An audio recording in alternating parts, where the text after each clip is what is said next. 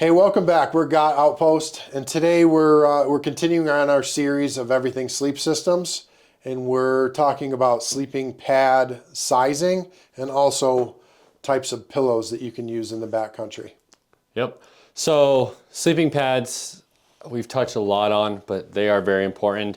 And the sizing of that sleeping pad can also be very impactful on the comfort of your sleep. So if you're running a mummy bag, make sure that it's sized appropriately for that. You can run a bigger one, but you don't have to, right? If you have a mummy bag, it's a smaller bag, it's more compact, so you have the ability to run a smaller sleeping pad. Yeah. And it just takes up less space. And they do come in various, the bags themselves come in various widths, as do the pads. Yep. I found that out the hard way when I bought this pad right here. I went to REI and I bought a pad, didn't even think twice. Well, it's like this wide and my bag was only this wide. So when you're in it, it's all like... Well, because yours is different too, because yours is integrated in your sleeping bag. Yes. So it has to fit perfectly. It has to fit perfectly. I can't just set... If it was the other way around, I'd be fine. Yeah. Where I just set the bag on it. But mine is a big Agnes. There's no insulation on the bottom of the sleeping bag. It's just a sleeve that the pad fits into. And if it's not the right shape, then... it's literally folded up and you've got to just really just pounce on it and get it to flatten out. Yeah. It's a pain in the neck. Yeah. So definitely run a tape measure on, or not, they have measurements yes, on the your bag on the pads, but make sure the measurements align, because vice versa. If you have a pad that's too small and you're a big person, yeah, you're going to be falling off that thing and you're going to be hating it. You're going to be hating life. Yeah. For sure. Definitely make sure that you're aware of the dimensions of your bag as well as your sleeping pad. So here's a good example of the different types of pads. So this is a big Agnes, and this was a rectangle. I use a mummy bag on it. It's perfectly fine, right? Mm-hmm. Because it fits my dimensions. Yes. This is my wife's, and this is specifically designed for a mummy bag. You see how it's wider up top for the shoulders and smaller down low. Also, two big differences between these is the baffle systems. Mm-hmm. So this one is a lot thicker. It takes a lot more air to blow up. Yep. I'm pretty lightheaded if I try and use my mouth. And that's here. I'll pass out. We're not up in the mountains. This one takes very minimal air. Yeah. It has the egg carton style baffling. The hard part with this one compared to that one, if I try and sleep on my side, it's not comfortable. Right. My shoulders compressed into the ground because there's not as much air between me and the ground, right? So this is great if you're a back sleeper. Phenomenal, super comfortable. Another big thing, so like this, I can blow up full air. It can be full capacity of air and is easy to sleep on. It's comfortable because of the baffling system. Yep.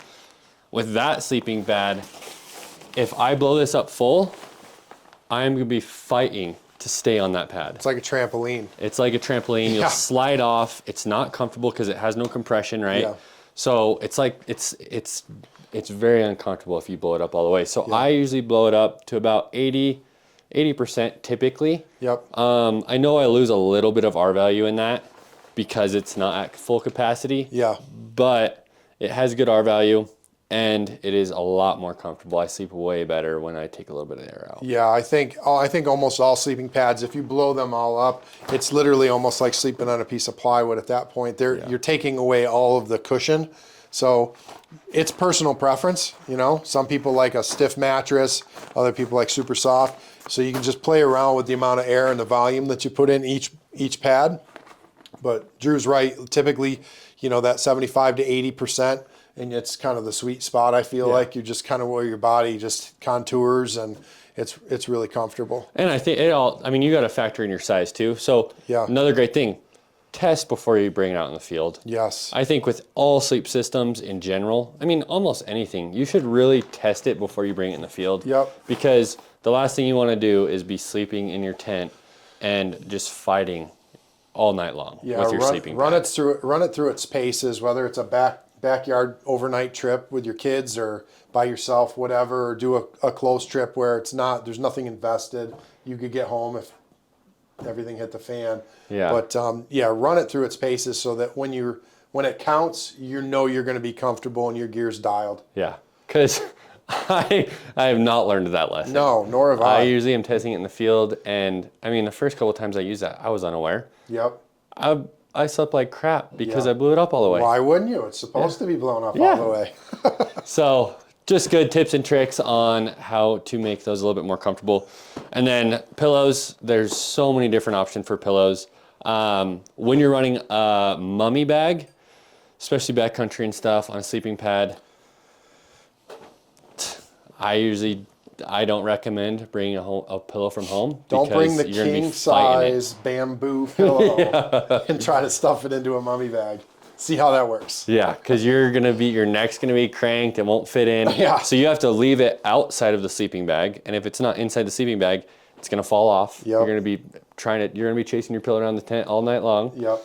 So these are both what we run.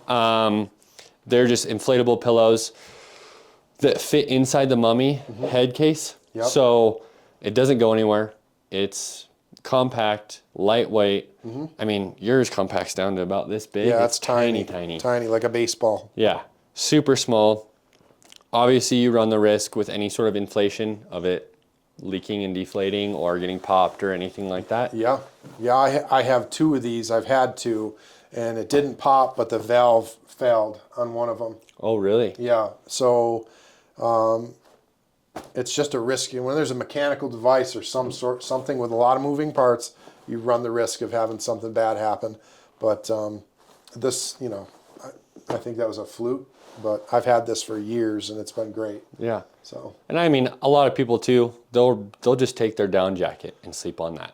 There's many options. Yeah. Extra clothes. I mean. Yeah. Throw it in a dry bag. I mean, to me, a pillow is super important. I really like to, it doesn't weigh anything, so I'm bringing that piece of gear with me. They're so lightweight. Another thing too I've done, which is actually pretty comfortable, I'll run this down to 50%. Yep. And then I'll throw my down jacket over the top. Yeah. So it gives me a little bit more cushion. Yeah.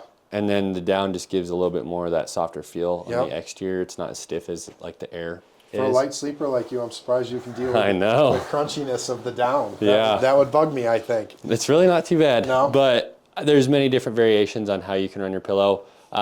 Biggest things I would consider is the size of it, making sure it fits in your mummy bag. Yep. So you're not fighting with space. And then really just test it.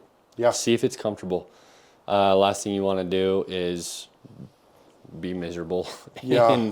in the backcountry. Yeah. I mean, comfort is, I don't think we can overstate it enough that how important comfort is when you're on a backpack trip, a camping trip, a fishing trip, hunting trip. It doesn't matter what you're doing. If you're out there for any length of time and you're not comfortable and you're not getting the rest, you're just not going to enjoy yourself. So it's really, really, really important to make sure the stuff you bring gives you comfort.